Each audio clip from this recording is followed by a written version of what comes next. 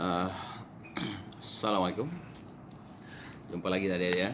Saya sebenarnya ingin berkongsi. Andainya adik-adik yang SPM ataupun yang di sekolah lah, yang SPM khususnya yang ambil pendidikan moral, jika adik-adik berjumpa dengan satu soalan yang berbentuk struktur, dia akan bagi macam ni. Jawab soalan berikut berdasarkan laporan berita di bawah. Saya baca, Kuala Lumpur April jaguh lomba basikal negara. Siapa? Pastilah Azizul Hasni Awang. Hebat, oi, favorite lomba basikal. Telah berjaya merangkul gelaran juara dunia bagi acara Kirin kejohanan trek berbasikal dunia. Tahun bila? Tahun bila jadi? 2017. Di mana? Di Hong Kong.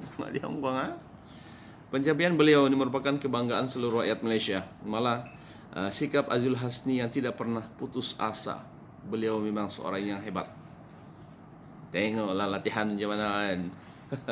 Tidak pernah putus asa dalam mengajar kejayaan walaupun pernah mengalami kecederaan semasa perlombaan, harus dijadikan teladan.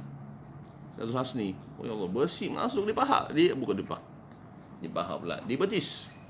Besi, kan tahu lah main basikal ni. Kau jadi biasa, saya pun main basikal ya dulu, naik bukit. Sekarang pun main. Tapi basikal murah-murah. Dulu masa budak-budak pun ada basikal tiada brek. Kan? Soalan. Kan ada soalan. Terangkan dua nilai yang diamalkan oleh Azizul Hasni. Apakah nilai yang sebenarnya kita dapat daripada teks tadi itu? Kan? Yang pertama ialah yang kita boleh ambil. Adik-adik, ingat, kalau mau ambil SPM ginilah cerita dia. Nilai yang pertama adalah cinta akan negara. Beliau mencintai negara dia, Malaysia. Kita kena ambil itu nilai yang bagus. Mempunyai perasaan cinta dan sayang terhadap negara. Kita berlomba, bersukan. Kita kena sayang ke negara kita. Subhanallah.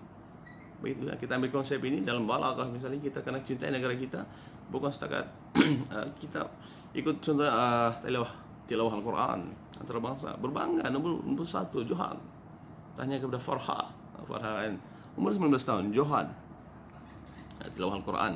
Begitu juga dengan sukan-sukan yang lain, bukan setakat pencapaian kita semula, banyaklah kita kena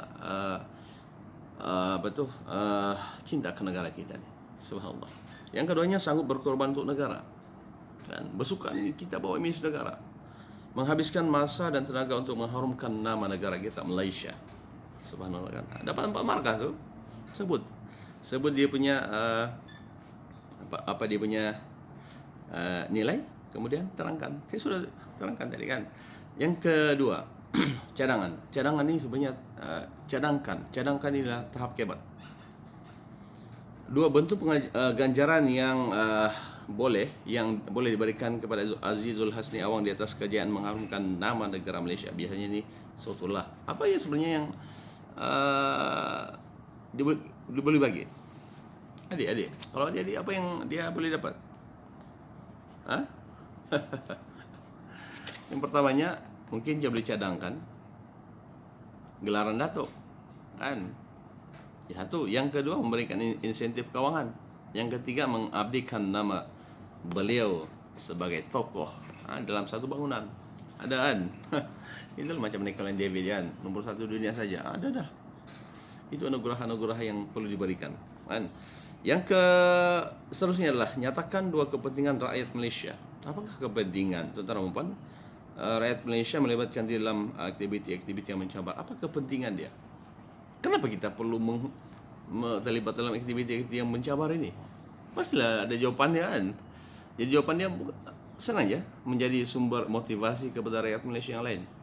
Motivasi untuk anak-anak muda yang lain lah. Kemudian membuktikan semangat Malaysia boleh. We can do. Malaysia can. Kita boleh. Kemudian meningkatkan imej negara. Subhanallah. Kemudian jika ditanya lagi tentang bila daripada pernyataan tadi itu, selain aktiviti sukan, seraikan dua aktiviti yang boleh disertai oleh pelajar sekolah pada peringkat antarabangsa. Adik-adik, selain daripada sukan, apa yang adik-adik boleh ikut lagi untuk mengharumkan nama negara? Macam-macam adik. Seperti apa? Yang ada nilai lah, yang boleh menimbulkan rasa ada nilai. Yang pertamanya, program pertukaran pelajar. Kita boleh guna program pertukaran pelajar Malaysia ke Jepun, boleh. Kita belajar, kita gunakan toleransi ini ataupun nilai ini. Kemudian pertandingan perbahasan, boleh. Pertandingan kreativiti dan inovasi itu dibuat sekolah, oleh kementerian dan semualah, insya-Allah. Kemudian adik-adik, saya nak tanya lagi lah, kalau adik ni apa lagi sebenarnya adik yang boleh buat? Pekerjaan. Adik berminat minat jadi apa? Nurse tu apa tu? Kesihatan. Jadi cikgu, itu pendidikan. Jadi askar, polis, itu keselamatan, bomba dan sebagainya, itu keselamatan. Adik boleh pilih sebenarnya. Bahagian perbankan, kan, kewangan, adik boleh pilih. Jadi sebenarnya kalau orang tanya dengan adik, huraikan dua pertimbangan yang perlu dilakukan untuk memilih pekerjaan. Adik kena tahu semua ni. Adik kena tahu. Jadi yang pertamanya adalah, satu, mesti kena minat. Adik mesti kena ada minat. Minat sebab minat ini menjadi pendorong untuk meningkatkan kebolehan dan kemahiran kita. Kita mau jadi bekerja dalam bidang kesihatan, kita kena ada minat. Tidak boleh tidak ada minat, kan? Yang seterusnya adalah prospek masa depan. Adik kena pilih yang ada masa depan. Meningkatkan nilai profesion yang dicuburi dari segi ganjaran dan permintaan. Kita tidak boleh ikut-ikut sahaja dia. Kalau tidak ada permintaan pekerjaan, tak boleh. Kalau tidak ada penawaran, susah juga. Kan? Kita menjadi orang kasa misalnya, tapi tidak ada permintaan, maka sia-sialah. Tapi sebenarnya dia boleh. Tapi dia sebenarnya boleh dibuat oleh siapa yang apa tu, oleh kerajaan, boleh, tidak masalah. Jadi dia kena pilih yang ada prospek masa depan. Kemudian nyatakan faktor yang boleh mengakibatkan seseorang individu gagal untuk mencapai kejayaan dalam kehidupan. Kenapa dia boleh gagal? Pertama sekali adalah tidak melakukan perancangan yang teliti. Adik kena ada perancangan. Sebab tidak ada perancangan. Yang kedua, tidak mempunyai keyakinan diri. Tidak yakin dengan diri. Macam mana? Kemudian tidak ada minat, ataupun sentiasa mudah sangat berputus asa. Berdikari, kan? Okay. Kemudian adik-adik, membuat perancangan masa depan merupakan tanggungjawab kita dan keputusannya juga berada dalam tangan kita. Perancangan masa depan itu keputusan di tangan kita itu.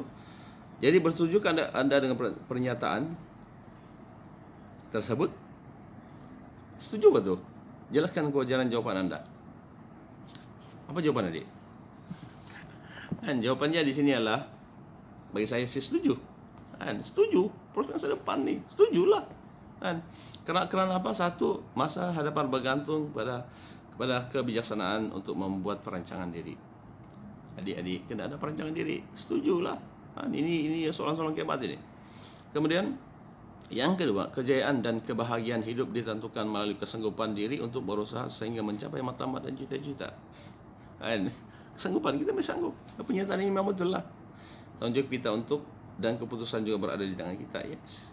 Siapa lagi? Kita nak bekerja. Lepas SPM mau bekerja, lepas belajar mau bekerja. Kebanyakan orang buat begitu. Siapa lagi? Jadi itulah sebabnya kita kena ada minat dan sebagainya, dan juga kita ada perancangan masa depan. Orang-orang tua kita ni ada perancangan masa depan kita, dan perancangan kita sebenarnya, kalau sebagai seorang Islam, perancangan kita ialah kita balik ke syurga Allah Subhanahu Wa Taala. Di syurga semua ada. Allah alam bisawab. Wabillahi taufiq. Assalamualaikum warahmatullahi wabarakatuh. Stay tune, jumpa lagi.